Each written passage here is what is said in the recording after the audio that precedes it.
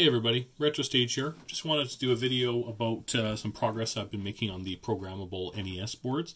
So I've got the adapter made for the RetroBlaster programmer. So this will be for all your NES cartridges. This will allow reading and writing games. So you put it in the programmer like so, and then I've got these boards that I've programmed or that I've made up here for different things. This one is for NROM, so this is just your basic, you know, Mario Brothers and things like that, balloon fight. So if I want to program that, I'm just going to go over here to the software side. Sorry for the camera shaking. Just gotta. There we go. So from here, made some changes to the software. So I've added some NES categories, and this will be, once I've launched the adapter, this will be coming out right away. So from here, I just have to select which one I want to do. So I've got, of course, the other blaster types, your N64 Blaster, stuff like that. MMC1, MMC3, I want to do NROM, so we'll select that. Click on ROM, we're going to select our game. So let's do, well, let's just do classic Super Mario Brothers. Okay, takes less than 2 seconds to write. So we're gonna take that out of there. We're gonna pop it over here in the console. And there we go, Mario Brothers. And there's, on the board itself, there's our, if I can get to focus here, there's your mapper mirroring select. So you've got your horizontal or your vertical mirroring type. So this would be, I think Mario Brothers is a vertical type, so we'll leave it on that. Play the game, should work just as we want it to. So that's the most simple NES board, of course, NROM. But we can go up to some other ones. We can do UNROM or UOROM. So this will be games like Castlevania, DuckTales, stuff like that. Come over to the software side. Let's just select UXROM. So I'm going to go and let's do Castlevania. So write this one. Again, should only take a few seconds. Programmer LED blinks while it's doing that. So 9.8 seconds. Come over, pop it into the console, and we've got Castlevania. So again, it's pretty straightforward. With the software, what I've done is I've made it so that when you're selecting your ROM, it will automatically strip the header off of it, but it reads the header first, so it'll figure out how much you need for the PRG and the CHR file sizes, and it automatically pads those to fill the ROM chip that I'm using. So that just makes it so you don't have to do any prep work to the ROMs before you actually put it on the cartridge. So that's UOROM. I've got MROM, AOROM, NROM on this board here. So let's, oops, that's UXROM still. Let's go AXROM. Let's do a classic Nightmare on Elm Street.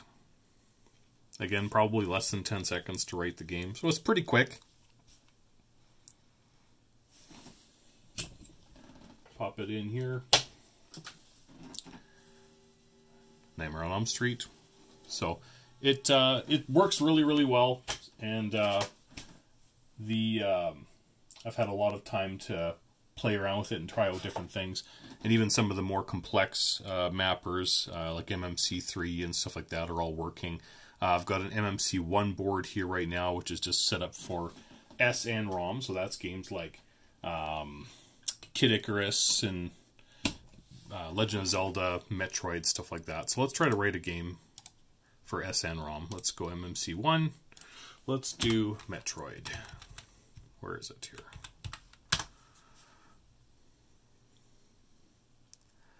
So again, writing the PRG, again, it takes that file. This file's only 128 kilobytes. It strips the header off of it. It doubles the file to fit my 256 kilobyte PRG chip. So pop it into the console here, fire it up, and we've got Metroid. And again, these should all play just as well as anything else. And I've still got a lot more mapper types to come. I've got to do my MMC2, MMC4, stuff like that. But I've also got to design the board for it, because obviously this here, MMC1, MMC3, these are just on my old MMCX boards right now, but I'm going to actually make up a new board design that uses just more like this. It's going to be more in line with the new designs I've got for the discrete mappers. So that's all coming here soon. And then I've got my prototype for my SNES Blaster as well. I'm going to probably do a few hardware tweaks on this, just because this mapper here is getting harder to find. I've got a bunch of them, but I want to get probably something I can get ordered in pretty quickly. Battery slot there. So that there would be, this is 128 megabits, so 16 megabyte ROM chip. So this will handle games all the way up to Star Ocean. And I've got a selector switch here, so this will change your type, so low ROM, high ROM, X high ROM, X low ROM, Star Ocean, all that sort of thing, all on the one board. Of course, I've got my level translation here, because these are all 3-volt parts, so have to have your voltage translation. So that's that there. Pop it into the cartridge, or into the console. I think I've got Tales of Fantasia on here right now. Yeah. So, and I've got my adapter slot for that as well. So this is just my prototype, which is why it's green. But so this is for the Super NES one, and that will be coming out here soon as well. So again, just want to do a quick little video showing a few of the extra things coming out pretty quick. I'll have some pictures and stuff I'll post on Twitter here soon as well. And hopefully in the next couple of weeks I'll have the NES adapter ready for sale, and then we can start working on dumping and writing some new games. So thanks for watching. Thanks.